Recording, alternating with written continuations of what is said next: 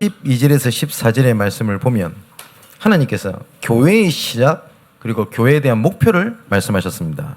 특히 12절에 보면 제자들이 감람원이라 하는 산으로부터 예루살렘으로 돌아오니 이렇게 되어 있습니다. 그죠? 하나님께서 이 시대마다 교회를 세워서 하나님의 계획을 위한 종복의 실현을 위하여 하나님께서는 교회를 세워 가십니다. 그건 확실합니다. 하나님께서 우리에게 교회를 세우셔서 일을 시작하시고 마지막까지 하신 이유가 사이좋게 지내라, 서로 평안해라, 다 필요합니다. 근데 그거는 따라오는 응답이지, 우리가 서론에서 진짜 생각을 해야 될 것이 교회의 시작과 끝의 이유가 있을 거 아닙니까? 그죠? 그게 사도행전 1장 8절에 이렇게 되어 있습니다. 오직 성령이 내게 임하시면 너희가 권능을 받고 증인이 되라 라고 분명히 예수님께서 말씀을 하셨습니다. 우리가 구원받았다 할 때 구원받은 축복을 딱 한마디로 표현하면 뭐냐면 임마누엘입니다. 하나님이 나와 함께 계신다는 겁니다. 그냥 막연하게 함께 있는 게 아니고요. 원래 인간이 창세기 1장 27절 28절에 보면 하나님 형상대로 지음을 받았고 함께하는 존재였습니다. 근데 이 관계가 깨어져 버린 겁니다. 그죠? 이걸 보고 죄라고 그러고 인간에게는 문제라고 그러고 저주라고 그러고 재앙이라고 하거든요. 그럼 그리스도께서 하신 것은 딱 한 가지입니다. 우리와 함께 계시기 위하여 그리스도를 보내신 겁니다. 이걸 보고 뭐라고 그러냐면 우리가 임마누엘이라고 합니다. 하나님께서 우리와 함께 계신다, 이 말씀이죠. 자, 그러면 이 임마누엘을 한번 생각해봐야 되겠습니다. 뭐냐면 우리가 알고 있는 영원전부터 임마누엘 함께 계셨습니다. 하나님께서는.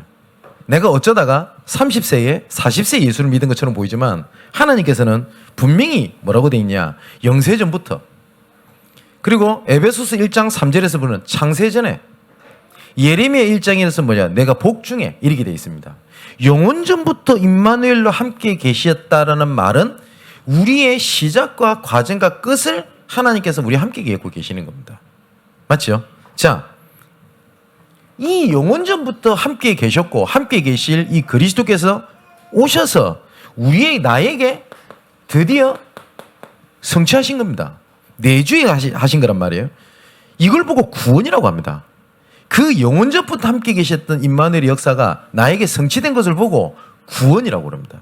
그러면 하나님과 떨어져서 다른 법과 다른 것의 영향을 받았던 우리가 다시는 이제 그것의 영향을 받지 아니하고 하나님과 함께 있는 존재가 된 겁니다. 그래서 로마서 8장 15절 16절에 이렇게 되어 있습니다. 너희가 다시는 무서워하는 종의 영을 받지 아니하고 라고 되어 있습니다. 하나님이 선언해 버렸어요. 다른 영의 영을 받지 아니한다라고 얘기했습니다.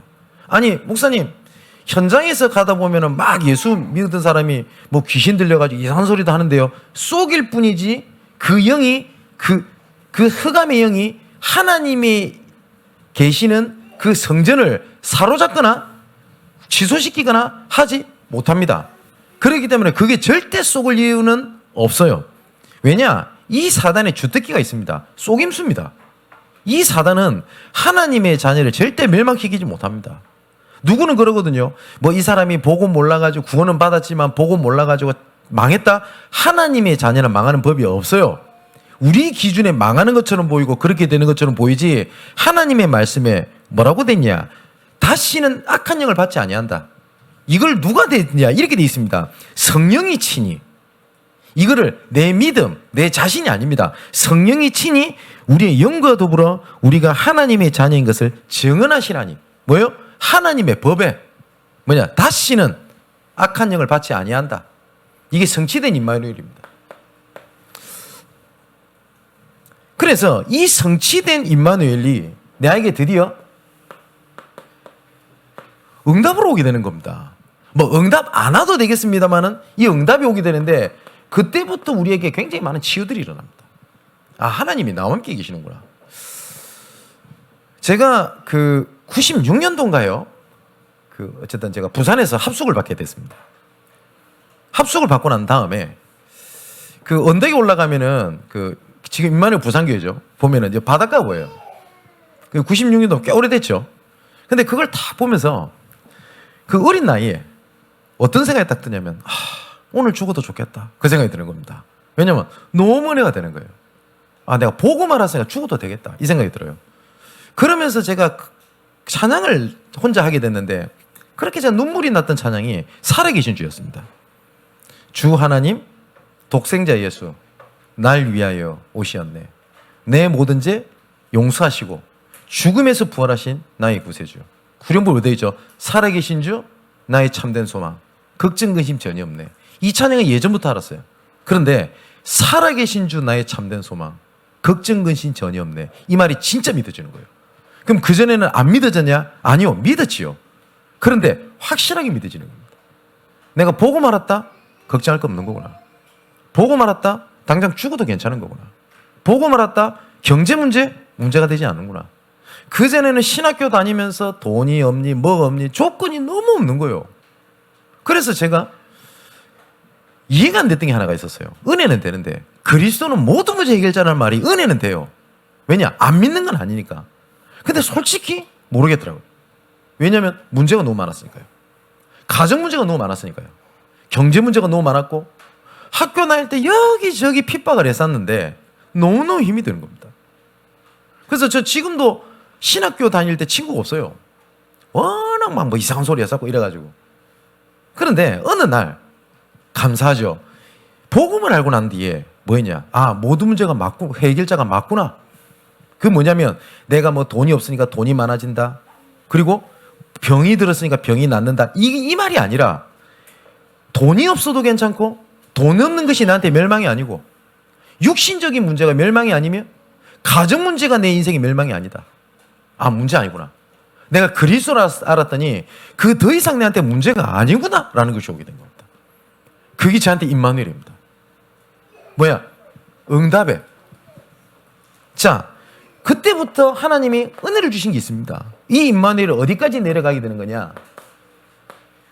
우리 후대들입니다. 맞죠? 우리가 렘넌트 운동해야 될 이유가 그게 있습니다. 제가 우리 민재라든지 하랑이라든지 우리 렘넌트들 보고 제가 올해부터 좀 마음속에 결단한 게 하나 있습니다. 그 뭐냐면 우리 렘넌트들 위해서 진짜 매주 축복 기도를 해야 되겠다. 그래서 오늘 제가 민재를 안고 이렇게 기도하고 아까 우리 하랑이 좀 늦게 왔길래 뒤에 앉아 있을 때 제가 이렇게 기도했습니다만은 제 마음속에 이 생각이 들었었어요. 뭐냐면 여러분 성경 인물들 중에 이름만 대도 어느 때의 모델이 될 만한 인물들이 몇 명 있습니다. 요셉, 다윗, 맞죠? 근데 이런 인물들 중에 렘넌트 운동에 성공했던 인물은 극소수입니다. 요셉은 렘넌트 운동 미안하지만 실패했습니다. 왜냐? 요셉 이후에는 복음이 전달이 안 됐어요. 그래서 창세기 1장에 뭐라고 돼 있냐? 요셉을 알지 못하는 왕이 섰음에 라고 돼 있거든요. 이건 역사적으로도 인물입니다. 토토모세 2세입니다. 우리가 말하던 바로왕이라고 얘기를 하죠. 어떻게 요셉을 알지 못하는 왕이 있었다는 말은 언약전다 실패했다는 거죠. 그죠? 사무엘로 인하여 다윗이 세워졌는데 다윗이 이후에 솔로몬 때부터 이때 다윗 왕국이 문제가 됩니다. 이건 우리가 작년이죠. 작년 초부터 구약 성경을 쫙 봤지 않습니까? 포로 시대가 어떻게 왔던가요? 솔로몬 시대 때도 이미 왔습니다. 그래서 여로보암 때 어떻게 되죠? 이스라엘이 두 가지가 딱 쪼가리가 나버립니다. 그래서 북이스라엘은 아수르한테 망하고 남유다는 그래도 바벨론한테 망합니다. 그래도 하나님께서는 남유다, 우리가 말하면 예루살렘에 남은 자를 예비시켜 둔 거예요. 그래서 복음의 명맥을 이어가게 된 겁니다. 근데 북이스라엘은 레위인이 단 한 명이 없었어요. 자, 보십시오. 이런 시대에 하나님이 우리를 불렀다고 하면 이 후대라고 하는 게 내 자녀 조금 잘 되게 하자는 말이 아니지 않습니까? 그죠? 현실적인 얘기를 하자면 저는 아직 젊습니다. 물론 태어날 때는 순서가 있어 갈 때는 순서가 없습니다만은, 그죠? 어찌 젊지 않습니까? 근데 우리 1세대 우리 류광수 목사님 뿐만 아니라 우리 1세대 목사님들이 지금 살아계실 날 모르겠습니다. 120까지 사는 게 진짜라는데 모르겠습니다. 어쨌든 성경에는 없으니까 저는 안 믿는데 그분이 120살 되면 저는 그때 나이가 90인데 그 말이 됩니까? 어쨌든 그러면 생각해 보십시오. 좀 걱정을 끼쳐드리려고 하는 것이 아니라 그런 시대에 속해 왔다 하면 어떻게 된다고 생각합니까? 우리 후대는요? 우리 단체는요? 저는 솔직히 인간적으로 생각하면 아찔하거든요. 그죠? 우리 랩넌트 운동 해야 될 이유가 거기 있습니다. 그래서 올 한 해는 태양아부터 청년에 이르기까지 후대 사역에 대한 진짜 구체적인 실현에 대한 응답을 찾게 되시기를 정말 주님의 이름으로 축원을 드립니다. 뿐만 아닙니다. 이 임마누엘이 영원합니다. 자, 이 응답을 가지고 하나님께서 구원받은 자를 모으게 하신 겁니다. 그게 교회입니다. 맞죠? 근데 수많은 사람들이 교회를 오해하거든요. 이 교회는 교회당도 교회입니다만은 마태복음 18장 18절 20절에 보니까 내 이름으로 모인 곳에는 나도 그들 중에 있느니라. 예수 믿는 사람의 모임도 교회라고 하고요. 고린도전서 3장 16절에 보니까 너희가 하나님의 성전인 것과 우리가 교회입니다. 맞죠? 근데 우리는 이게 교회당 아닙니까? 근데 이 교회의 축복을 굉장히 많이 놓치고 있는 경우들을 많이 봤습니다. 저는 이런 얘기 되게 많이 들었습니다. 예수 믿은 지 꽤 오래되신 분입니다. 자기는 깨달았대요. 뭘 깨달았냐? 교회에서는 인간관계를 어느 정도 거리를 둬야 된다. 그래야지 내가 상처 안 받고 편안하게 신앙생활할 수 있다. 어쩌면 이분은 굉장히 현실성 있는 사람이 맞습니다. 맞죠? 어떤 사람이 이럽니다. 왜 교회는 이렇게 문제가 많냐? 왜 자꾸 교회는 이리 문제가 많냐? 나는 진짜 하나님한테 은혜 받고 싶고 나는 말씀을 집중하고 싶은데 왜 교회에 이렇게 문제가 많냐? 이런 생각이 들 거 아닙니까? 근데 예수님께서 이렇게 말씀하셨습니다. 아픈 자들에게 의사가 필요하고 아프지 않는 자에게 의사가 필요 없다. 그러면서 하신 말씀입니다. 의인은, 이 인자는 의인을 부르러 온 것이 아니요 죄인을 부르러 왔다. 쉽게 말하면 뭔가 문제 있는 사람을 위해서 내가 온 거야. 그럼 교회는 문제 있는 사람이 와야 되고 올 수밖에 없는 데가 현장이거든요. 그런 사람이 모였는데 왜 이리 문제가 많냐? 왜 교회는 이렇게 문제 있고 뭐 이상한 사람들만 많냐? 정확하게 본 겁니다만은 그 수준 가지고는 절대 세계복음 못합니다. 맞지요? 교회는 너무 상처가 많아. 그렇기 때문에 좀 거리를 둬야 돼. 내 개인적으로 편안하게 살기는 맞을 수 있습니다. 근데 미안하지만 그것 가지고는 절대 세계복음만 못합니다. 하나님께서는 교회를 그렇게 부르신 게 아니거든요. 그죠? 문제가 왔는 분명히 문제인데 갈등인데 뭐 문제 아니야. 그거 틀린 겁니다. 맞죠? 근데 예를 들어 문제가 안 왔는데 문제 올까? 두렵다면서 떤다. 그거 진짜 치유받아야 됩니다. 영적 문제입니다. 그런데 문제가 왔다. 그랬을 때 문제는 아는데 이걸 문제 삼지 않는 거예요. 왜냐? 하나님 모든 문제 끝냈다고 하니까. 제가 소론을 말씀드렸죠. 그리스도가 모든 문제 해결했다는 말이 저는 솔직히 안 믿어졌다기보다 이해가 안 됐어요. 왜냐면 저는 너무나 문제가 많았기 때문에. 뭐 기도하면 뭐 돈이 팍팍 쏟아지냐? 아니요. 안 그렇더라고요. 저는 일반 신학교를 나왔습니다. 다락방한다고 얼마나 욕을 하는지. 저 4년 동안 다니면서 공청회 2번 했습니다. 하나님들 안 잘려서 망정이지. 그래서 처음에 잘렸던 사람들이 다 그래서 학교 세워진 거 아닙니까? 그래가지고 그 전신이 RTS 아닙니까? 저는 그래도 버텼거든. 그잖아요. 친구 없어요. 그러면 그리스도 모든 문제 해결자다. 기도했으면 막 사람들이 막 나한테 막 복음 물으러 이래야 될 거 아닙니까? 아니요. 더 도끼 눈을 뜨면서 죽이려고 하는데요. 저는 솔직히 피부로 와닿지가 않았어요. 그런데 지금 확실하게 믿습니다. 뭐냐? 문제가 안 되는 겁니다. 그때 어떤 생각이 들었냐? 아버지가 그렇게 핍박을 하고 뭔 소리? 문제가 안 되는 거예요. 왜냐? 하나님이 약속하셨으니까. 전도자의 가정을 하나님 책임자가 하셨으니까 걱정되는 게 없는 겁니다. 그런 얘기 뭐 종종 말씀 안 드렸습니까? 그 이후로 우리 부모님 놓고 기도 안 했다니까요. 불신자라도. 근데 감사하죠. 지금 복음 안에 다 있고 중직자입니다. 그럼 제가 뭘 열심히 노력했냐? 하나님이 아십니다. 열심히 노력한 거 하나도 없어요. 저는 그리스도께서 모든 문제 해결하셨다는 것 저는 정말 믿습니다.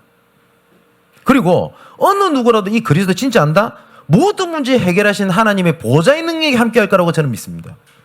그것이 뭐냐? 하나님이 함께 계시는 거예요. 이 함께 계시는 것이 우리 교회와 함께 계시는 겁니다. 그러면 딱 세 가지를 잡아야 돼요. 올해 뭐냐면 이미 우리에게 답은 주어졌습니다. 이미. 이걸 보고 우리가 오직이라고 얘기를 합니다. 그래서 오직 얘기를 하는 겁니다. 우리 중직자분들, 우리 교사분들 지금부터 마음속에 진짜 선언하셔야 돼요. 뭐냐? 진짜 우리 랩런트들 딱 돕고 하는데 이상한 문제를 일으키는 애들도 올 겁니다. 그때마다 당황하지 말고 마음속에 고백하셔야 됩니다. 그리스도께서 다 끝냈다. 그 증거가 있습니다. 요한복음 19장 30절에 예수님께서 말씀하신 말씀입니다. 내가 다 이루었다. 맞지요? 자, 로마서 6장 14절에 분명히 이렇게 되어 있습니다. 죄가 너희를 주장하지 못하리니, 무슨 말입니까? 문제가 너희를 주장하지 못하리니 너희가 법 아래 있지 아니하고 어디 아래 있다고요? 은혜 아래 있음이니라. 내 자녀가, 우리 랩런트가 조금 문제 있을 수 있어요. 근데 이 친구가 그 마음속에 그리스도께서 계신다. 그러면 하나님의 기준 딱 한 가지를 본다니까요. 요한일서 5장 11절 13절에 뭐요? 아들이 있는 자에게 생명이 있고 아들이 없는 자에게 생명이 없느니라. 그러면 우리의 기준도 뭐가 돼야 되냐? 얘 마음속에 그리스도께서 계신다. 그러면 얘한테 선언하는 겁니다. 너는 의롭다. 너는 문제없다. 사단이 너를 결단코 이기지 못할 것이다. 못 알아들어도 상관없어요. 하나님이 법이 그래요. 맞지요? 이 답을 우리가 이미 갖고 있고 얘기해 줘야 돼요. 근데 우리가 자칫하면 이러거든요. 랩런트가 그리 하면 되나? 물론 우리 랩런트들을 좀 생활을 고쳐줄 필요가 있습니다. 도와줄 필요가 있습니다. 근데 저는 지적해서 고치는 건 아니라고 봅니다. 간혹가다 이런 제가 오해를 많이 삽니다. 목사님이 너무 좋게 보셔가지고 너무 눈이 복음적이라. 복음적이 끝난 거지. 너무 애들 너무 그냥 좋은 말만 해준다고. 제가 그럴 거라고 봅니까? 저 죄송하지만 제가 5대쯤인데 율법에 찌든 교단에서 자라온 접니다. 저는 어느 정도까지 신앙생활을 배우고 자는지 아세요? 주일날 돈 쓰면 지옥 가는 줄 알았어요. 오늘 커피 드신 분 다 가셔야 돼요. 그러면 그잖아요. 저도 오늘 국수 먹었는데 가야 돼요. 저는 그런 색에서 살았어요. 근데 제가 모든 걸 만나본 건 아니지 않습니까? 살리는 것은 영이니 육은 무익하니라. 저는 진짜 그 말씀이 맞다고 생각합니다. 더딘 것처럼 보여도 아니야, 너는 의로워. 아니 목사님, 저는 이것 때문에 문제가 많습니다. 아니, 너 문제 없어. 왜냐? 그리스도께서 그리 말씀하셨어요. 이미 답이 있고 그 답을 얘기해야 될 거 아닙니까? 자, 또 하나님께서 이렇게 말씀하셨습니다. 이사야 50장 8절에서 9절. 자, 시간이 없으니까 빨리빨리 진행하겠습니다. 이렇게 말씀하셨습니다. 나를 의롭다 하시니가 가까이 계시니 나와 다툴 자가 누구냐? 나와 함께 설지어다. 나의 대적이 누구냐? 내게 가까이 다가올지어다. 보라, 주 여호와께서 나를 도우시리니 나를 정죄할 자 누구냐? 보라, 그들은 다 옷과 같이 헤어지며 좀이 그들을 먹으리라. 이사야의 새 고백입니다. 자, 올해 내 문제 앞에, 사건 앞에 이렇게 선언하십시오. 누가 나를 대적할 거며 누가 나를 누가 나를 정죄하겠냐? 누가 나를 맞서겠냐? 여호와께서 나를 의롭다 하셨고 나를 보증하셨는데 누가 나를 건드리겠냐? 그겁니다. 그죠? 또 로마서 8장 33절에 계속 말씀드리지 않습니까? 의롭다 하시니는 하나님이시니 누가 너희를 고발하면 누가 너를 정죄하겠냐? 맞죠? 우리 부모님도 그렇게 얘기하시면 돼요. 니 어디 가서 하나님 자녀랑 말도 하지 말라면 쪽팔린다면서. 어디 가서 랩런트를 말도 하지 말라면서. 아닙니다. 우리 랩런트들 당당하게 말씀하십시오. 그래도 대들란 말은 아니고 누가 나를 정죄할 거냐? 나는 하나님의 자녀다. 나는 랩런트다. 맞지요? 여러분 자녀가 뭐 좀 뭐라겠다고 죄인처럼 맨날 쭈그리고 앉아가지고 밥 먹으라 해도 어찌 이 죄인이 밥을 먹겠습니까? 그 다음날 밥 안 먹고 있어. 어찌 이 죄인이, 야, 얘가 진짜 깨달았구나. 진짜 자기 잘못을 뉘우치는구나. 그리 느끼세요? 깃방맹이 날려줘야 돼, 그때는. 맞죠? 당당하게 잘못하고 난 다음에 밥 주세요. 그거 나와야 돼요. 아멘 안 나오네. 진짜 맞잖아요. 그게 자녀예요. 자, 또 4절에 고린도전서 1장에 보니까 이렇게 돼 있습니다. 18절에서 25절에 바울의 고백 아닙니까? 십자가의 도가 멸망하는 자들의 미라는 것이요 구원 얻는 우리에게는 하나님의 능력이 됨이니라. 그렇지 않습니까? 그죠? 우리는 답을 가진 교회입니다. 근데 우리가 자꾸 문제가 딱 생기면 어떻게 보냐? 이 답이 없다라고 생각을 하는 겁니다. 찾으려고 하는 겁니다. 모든 문제의 답은 딱 그리스도입니다. 아멘, 맞지요? 신학교 다닐 때 우리 신학생 중에 시험을 치는데 답 모르겠어. 그리스도 쓴 거예요. 교수님이 다 맞다 해주셨습니다. 그래서 제가 성적이 나름 좋은 겁니다. 그렇게 하라는 뜻은 아닙니다. 자, 두 번째. 갈등이 옵니다. 교회는. 왜냐? 아까 말씀드렸죠. 교회는 문제가 있는 사람이 와야 돼요. 그렇기 때문에 문제가 올 수밖에 없고 갈등이 올 수밖에 없는 겁니다. 이 갈등은요, 뭐냐면 하나님께서 진짜 우리를 전도자로 복음 전하는 교회로 이끌어 가시는 갱신의 시간표입니다. 제가 사회 가면서 많이 쏘갔던 게 하나가 있었습니다. 뭐냐면 여기 좀 복음 전하고 좀 수습돼가지고 좀 잘 되면은 저 일 터지고 요거 좀 가서 이렇게 하면 요 일 터지고 미치겠는 거예요. 여기저기서 터져요. 그래서 어떤 생각이 드냐면 뭐야 이거 이런 생각이 들더라고요. 근데 아까 말씀드렸죠. 마가복음 2장 17절에 이렇게 되어 있습니다. 예수께서 들으시고 그들에게 이르시되 건강한 자에게는 의사가 필요 없고 병든 자에게야 쓸데있느니라. 나는 의를 부르러 온 것이 아니요 죄인을 부르러 왔다. 근데 이 말씀이 생각이 나는 거예요. 그래서 뭐라 하냐면 너는 의인이랑 같이 하려고 그러고 있나? 나는 네한테 죄인을 붙이는 건데. 그러면 여기저기 일 터지는 게 다 감사할 일 아닙니까? 그죠? 우리 사랑하는 성도 여러분, 제가 예언 아닌 예언을 드릴 건데 양문교회에 온갖 문제 있는 사람 많이 올 겁니다. 문제 계속 터질 겁니다. 갈등 죽어라고 올 겁니다. 언제 우리 교회는 갈등도 없고 문제 없는 교회가 되겠지 헛된 소망을 오늘부터 내려놓으시기 바랍니다. 올 겁니다. 그럼 걱정하란 말이냐? 아니요. 그게 문제가 안 돼요.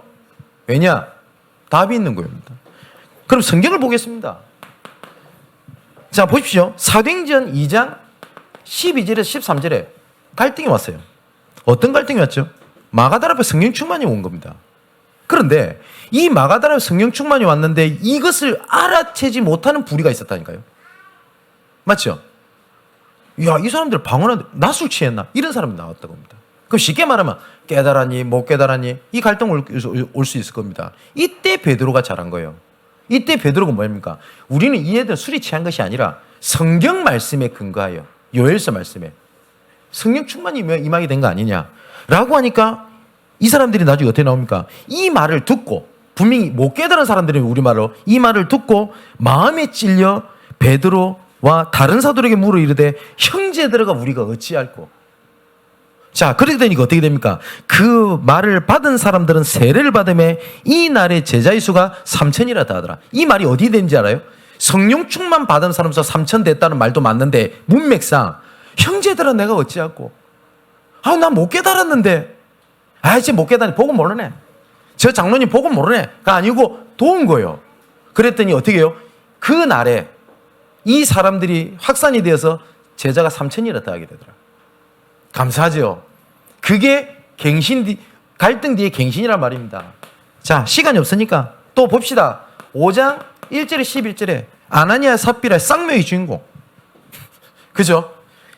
근데 헌금 숨겼다고 이 사람이 죽은 거 아니지 않습니까? 저 이 부분에 사도행전 설교할 때 말씀드렸죠. 하나님의 절대 계획을 막은 거예요. 근데 여기 갱신을 찾아낸 겁니다. 뭘 찾아내냐? 다 봤어요. 그랬더니 5장 마지막에 뭐라고 되어 있죠? 그 날에 제자의 수가 심히 많아지더라 라고 되어 있습니다. 또 6장 1절에 7절에 갈등이 또 왔습니다. 어떤 갈등이죠? 네가 많이 가져갔니? 내가 많이 가져갔니? 그랬더니 이 사도들이 그 뒤치다거리를 다 한 겁니다. 그죠? 그래서 사도들이 결단한 거예요. 아, 이 일은 우리가 하는 게 마땅치 않다. 이 일은 중직자들 세워서 맡기고 우리는 오직 말씀 전하는 것과 기대에 전무하겠다. 이 말을 잘못 들으면 중직자는 일해라 이 말처럼 들리죠. 다시 말은 뭔지 압니까? 이 중직자를 세우는 조건들이 몇 가지 있습니다. 뭐 믿음 있고 성령 충만하며. 그 말은 무슨 말이냐면 교회 일이 문제가 되지 않는 중직자다 이 말입니다. 이해되시죠? 그 갱신이 나중에 어떻게 연결이 되죠? 사도행전 8장 26절에 비고 버려져 있고 방치되어 있는 사마리아 지역의 문을 열었던 사람이 중직자였습니다. 뿐만 아닙니다. 11장 19절에 스데반의 일로 인하여 흩어진 자들이, 그 갈등 문제가 있었던 것들이 나중에 어떻게 됩니까? 이방인 전도에 하나님이 문을 열어버리는 겁니다. 자, 세 번째, 올해에 교회 위기가 올 수도 있습니다. 그런데 이것은 하나님의 절대 응답을 보는 기회입니다. 자, 성경 구절 몇 가지 확인해 보겠습니다. 12장 1절에서 25절에 위기가 찾아왔습니다. 예루살렘 교회 수장이었던 베드로가 옥에 갇히게 된 겁니다. 그죠? 이때 흩어지냐 도망가냐 숨냐는 거였습니다. 이때 뭘 하죠? 초대교회가 모인 겁니다. 이때 어떤 일이 벌어집니까? 옥문이 열려져 버린 기적이 일어나 버립니다.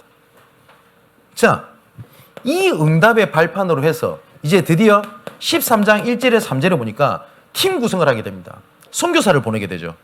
어떻게 돼 있습니까? 주를 섬겨 금식할 때에 라고 돼 있거든요. 주를 섬긴다는 말은 다른 말로 하면 예배입니다. 예배를 드리면서 뭘 했냐? 선교사를 보낸 겁니다. 근데 이때 선교사를 보내면 안 되는 일입니다. 그죠? 예수 믿는 사람 죽습니다. 근데 다른 나라를 보내겠다?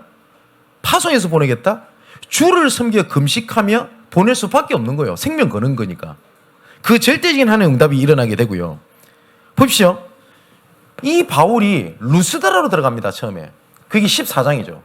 14장에 들어가가지고 29절에서 28절을 보니까 19절이죠. 보니까 스데반이 돌로 맞습니다. 얼마나 아팠을까요? 거의 죽다 살아나요.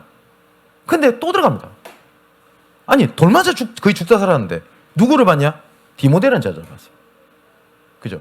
여러분, 전도 현장에서 예를 들어서 광화문이다, 우리 의왕이다, 아니면 우리 청년들이 모이는 잠실이다, 각각 현장 지계들마다 문제가 올 수 있습니다.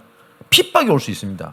그때는 키가 뭐냐? 처음부터 조용히 믿음 갖고 죽으면 죽으리라 하면서 막 뛰어다니는 게 아닙니다. 처음부터 방향이 제자가 있다 딱 보면 딱 정확합니다. 핍박의 단계가 왔을 때 좀 좋은 반응이 왔다 그러면 그때는 축제를 열면 됩니다. 막 갑자기 어떤 한 가정이 막 돌아올 수도 있습니다. 그죠? 뭐 좀 지켜봐야 되겠습니다만은 아까도 연락이 왔어요. 보니까 저쪽에 강남에 어떤 뭐 서울대학교 나온 뭐 어떤 뭐 이런 그룹들이 어떤 벤처기업을 만들었답니다. 근데 그 중에 한 명이 그 어디 어느 지역에 우리 다락방 교회 뭐 권사님인가 이런데 모르겠습니다. 뭐 저도 누군지 모르겠어요. 뭐 우리 교회 영상을 어떻게 줬는데 서울대학교 그 뭡니까 그 있는 그 한 사람이 이랬답니다. 아, 이 목사님 진짜 공부한 사람 같다고. 왜 웃어요? 왜 웃죠? 예, 그랬답니다. 예. 뭐 그런 착각은 아무래도 괜찮습니다만은. 그래서 아마 이번 주는 제가 어렵다고 그랬고 기동 가서 다음 주에 한번 만나기로. 그래서 가깝다 하더라고요. 그래서 오늘 말씀에 최고의 지식은 그리스도다. 아멘입니다. 자, 문제 온 것 같죠? 안 그렇습니다. 또 사도행전 16장 6절에서 11절에 보니까 전도문이 막혔습니다. 누가 막았죠? 하나님 막으신 겁니다. 그죠? 근데 이 문이 막혔을 때 그때 바울팀이 잘한 겁니다. 뭐죠? 세밀하게 하나님의 흐름에 따라 인도를 받은 거예요. 그래서 어디를 들어가게 되죠? 마게도냐 첫 성인 빌립보를 들어가게 됩니다. 이 마게도냐 첫 성인 빌립보가 나중에 고린도로, 나중에 에베소로, 이 발판이 나중엔 어떻게 됩니까? 나중에는 로마도 봐야 하리라. 가이사 뺏 서야 하리라. 맞죠? 바울아 두려워 말라. 내가 가이사 뺏 서야겠고 너 배에 승선한 모든 자를 네 손에 붙였다. 이 언약을 알았던 이 위기가 절대응답이라는 걸 알았던 바울에게는 모든 배에 탄 사람 나한테 붙인 거구나. 응답으로 봤어요. 근데 이걸 몰랐던 사람은 뭐죠? 위기 중에 위기였습니다. 지금 세계복음의 배를 양문교회라는 배를 끌고 하나님 가시는 겁니다. 풍랑이 붑니다. 그럼 두 부류가 나타날 겁니다. 죽었다 우리. 아니다. 여기 모든 자를 우리의 손에 붙였다. 두 부류가 나올 겁니다. 그러면 또 이런 갈등이 오겠죠. 깨달았니? 못 깨달았니? 중직자가 믿음이 있니 없니? 그러면 끝난 거예요. 쏘은 거예요. 어떻게 한다고요? 형제들하고 우리가 어찌할꼬? 그 응답 받은 이후에 어떤 일이 돼요? 삼천제자가 일어나게 되더라. 정복의 시련을 누리는 우리 교회 되시기를 주님의 이름으로 축원을 드립니다. 자, 마지막 결론입니다. 우리 원단 메시지 받았죠? 나의 24, 교회 24, 현장 24입니다. 이것을 가지고 올 한 해는 시련이라고 하는 언약을 붙잡고 우리가 가게 됩니다. 그럼 여기서 중요한 키입니다. 이 말씀의 흐름 속에 납니다. 그러면 이것이 선명해 보인 사람이 있고 아닐 수도 있습니다. 상관없습니다. 하나님이 주셨기 때문에 하나님이 실현하실 거예요. 그렇기 때문에 이번 한 주일 동안 정말 하나님의 말씀 속에서 나에게 주신 보좌의 능력이 뭔지, 이 보좌의 능력을 위해서 하나님께서 미리 예배해놓고 준비한 현장이 뭔지, 이런 것들을 쭉 정리를 하시기 바랍니다. 그리고 저한테 보내주십시오. 제가 하나님 앞에, 여러분들 앞에 약속하겠습니다. 1년 동안 그거를 붙잡고 제가 정말 여러분들 위해서 기도하겠습니다. 그래서 예배 끝나자마자 제가 카톡에 올려드릴 테니까 거기에다가 적어주시면, 요새 참 시대가 좋아졌어요. 작년까지만 해도 그게 몰라가지고 제가 일일이 정리를 했는데, 정리를 해준다네 프로그램이. 저만 볼 수 있습니다. 저만 몰랐던 것 같습니다. 어쨌든 예. 정말 정복의 시련을 위한 교회, 여러분 각 지역 지교회와 현장이 되시기를 주님의 이름으로 축원을 드립니다. 기도합시다. 하나님, 답을 가지고 있기 때문에 문제가 아니라 응답인 줄 확신합니다. 답을 가지고 있기에 갈등이 아니라 제자 찾는 응답으로 연결될 줄 확신합니다. 답을 가지고 있기에 위기가 아니라 하나님의 절대 능력을 체험할 감사가 되는 줄 확신합니다. 2022년을 정복의 시련의 언약으로 이끄실 나의 하나님과 나의 주께 모든 영광을 돌려드리며 살아계신 예수 그리스도의 이름으로 기도하옵나이다. 아멘.